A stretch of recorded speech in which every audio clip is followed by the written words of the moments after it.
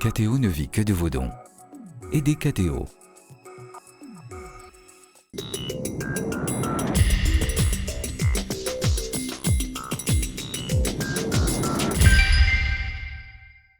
Bonjour à tous, nous avons la joie, l'honneur de retrouver Monseigneur Basile Georges Kesmoussa, archevêque émérite de Mossoul pour les Syriaques catholiques. Il est aujourd'hui auxiliaire du patriarche d'Antioche pour les Syriaques catholiques. Monseigneur, bonjour. Bonjour. Monseigneur, le pape s'apprête à se rendre au Liban pour rendre l'exhortation apostolique après le synode au Moyen-Orient où tous les évêques étaient réunis, les évêques catholiques du Moyen-Orient. Depuis, il y a eu des bouleversements, des épreuves. Qu'est-ce que vous retenez de ce synode et qu'est-ce que vous espérez pour aujourd'hui ?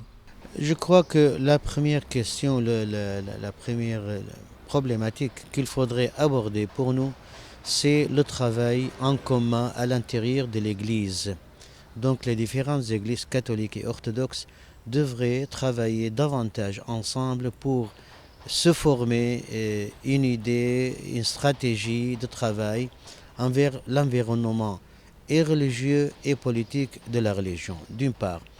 D'autre part, il faut avoir des institutions nécessaires pour la mise en pratique du programme de ce synode. C'est comme le Concile Vatican II. Ce ne sont pas les textes qui vont suffire pour changer l'Église ou pour renouveler l'Église. Il faut avoir aussi un mécanisme, des outils de travail ensemble sur place. Alors l'exhortation va nous rappeler ce que nous avons déjà traité en synode. Et justement, au début de décembre prochain, il y aura une assemblée des évêques catholiques du Moyen-Orient pour étudier alors sur le plan pratique comment mettre en œuvre ces consignes ou bien ces bases de l'exhortation apostolique.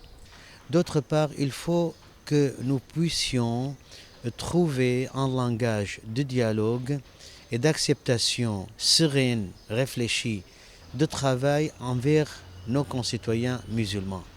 Il ne suffit pas de fustiger le fondamentalisme et l'extrémisme, mais il faut trouver aussi les entrées de dialogue et de travail avec ces fractions.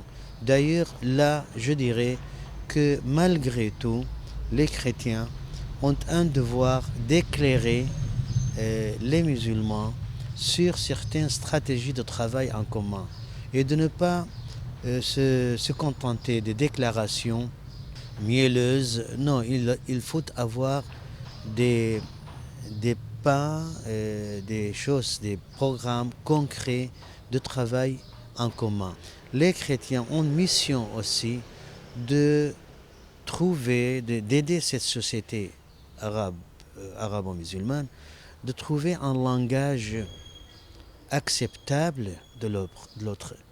Il ne faut pas que laisser la majorité agir et détruire les autres, mais la raisonner. Donc, il faut aller vers les courants modérés, les intellectuels et les gens du peuple, de la base, qui veulent vivre et qui veulent vivre paisiblement avec leurs voisins. Il faudra toujours, du côté chrétien, travailler à longue haleine, à long terme, et ne pas imaginer que d'ici 10 ans, nous aurons fini de nos problèmes, parce qu'une minorité a toujours à trouver de nouvelles stratégies de vivre ensemble et d'être beaucoup plus intelligente, je dirais, ou beaucoup plus perspicace, inventif que la majorité. La majorité a la force, elle a le dessus sans beaucoup de peine.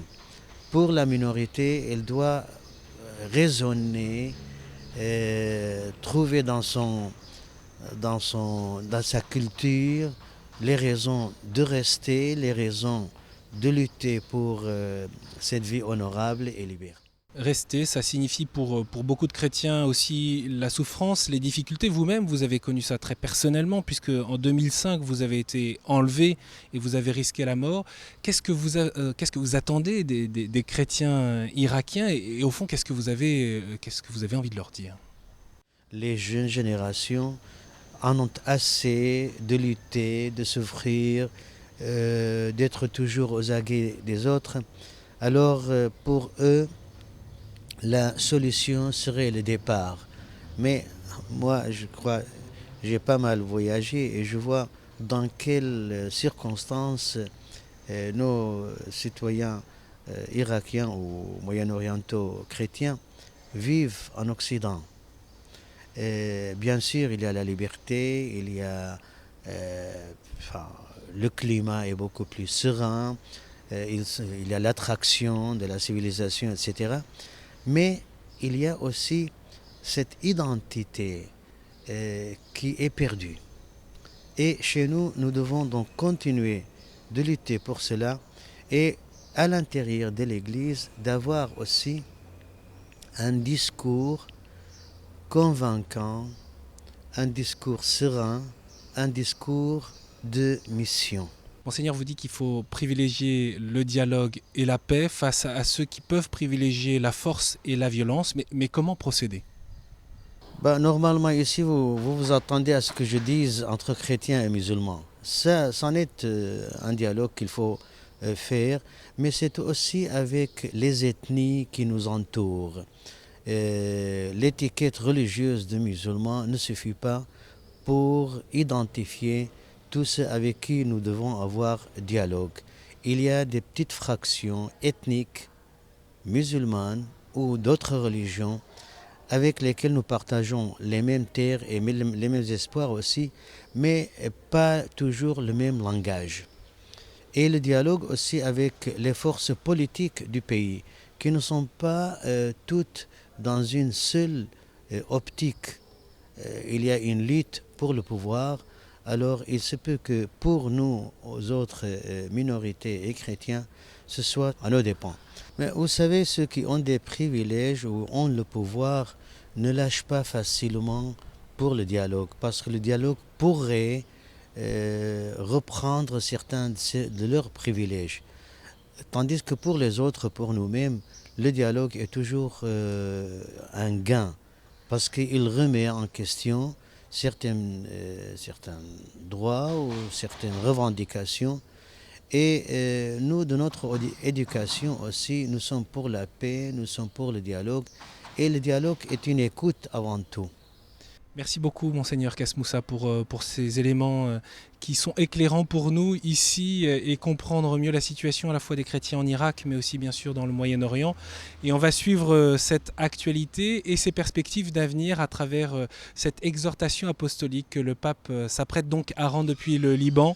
Monseigneur Kasmoussa donc est auxiliaire du patriarche d'Antioche pour les Syriaques catholiques. Et je rappelle aussi ce livre d'entretien Jusqu'au bout, publié aux éditions Nouvelle Cité, qui a reçu le premier prix littéraire de l'œuvre d'Orient.